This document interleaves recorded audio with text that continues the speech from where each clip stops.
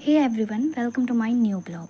25 तारीख को मेरा इकोनॉमिक्स और फिजिक्स दोनों एक साथ एग्ज़ाम था और 19 मिनट्स थे। तो मैं तो पहले डर गई कि हाँ 45 मिनट में मैं कैसे इकोनॉमिक्स और फिजिक्स दोनों दूंगी, और वो भी 40 मार्क्स का एग्ज़ाम था। बट स्टिल मैंने अपने आप को मनाया और अपना टेबल साफ़ किया, और मेरे पास ज़्यादा टाइम तो था नहीं, इसलिए मैंने तुरंत ही स्टार्ट कर दिया। तो सबसे पहले मैंने इकोनॉमिक्स पढ़ना स्टार्ट किया, और बाप रे, बिल्कुल टाइम ही नहीं बचा था। और फिज़िक्स में तो इकोनॉमिक्स में 7 चैप्टर और फिज़िक्स में 7 चैप्टर लिया था।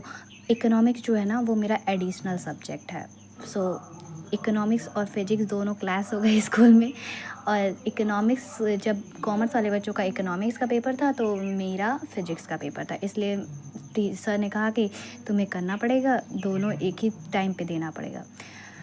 मैं बहुत डरी हुई थी, एंड फाइनली मैंने पढ़ा। उसके बाद फिजिक्स लगाई, बहुत ढेर सारे क्वेश्चंस भी किए, और उसके बाद स्कूल गई। और स्कूल में मैं सच बता रही हूँ ना, मैंने पहले तो कह दिया था कि हाँ मैं दे दूँगी, लेकिन मैं पूरी तरह से डरी हुई थी, और मुझे कुछ ऐसा फ़ील आ रहा था ना कि मुझे कुछ याद भी नहीं है।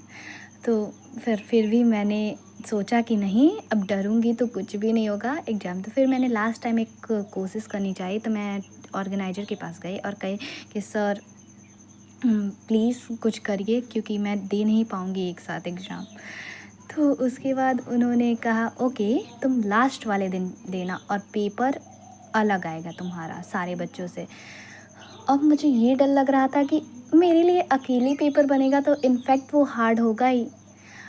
अब मैं पूरे बीच में जितने भी एग्ज़ाम थे उसमें उसमें सबसे ज़्यादा डर किसी का नहीं लगा, मुझे इकोनॉमिक्स का ही लगा। एग्ज़ाम किसी और का था और टेंशन इकोनॉमिक्स की थी।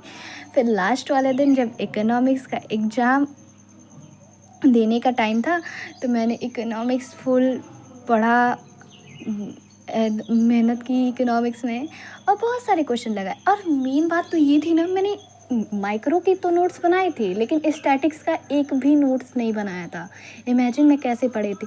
और उस ऊपर से मेरे पास संदीप गर्ग की बुक भी नहीं थी।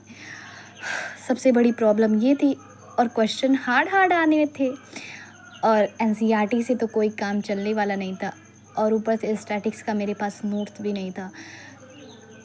तो मैंने कैसे भी ऑनलाइन मैराथन किया, और उसके बाद वैसे भी फिजिक्स वाले दिन मैंने पढ़ा भी था इकोनॉमिक्स, तो थोड़ा सा कम पढ़ना पड़ा, और इकोनॉमिक्स का मैंने पढ़ा।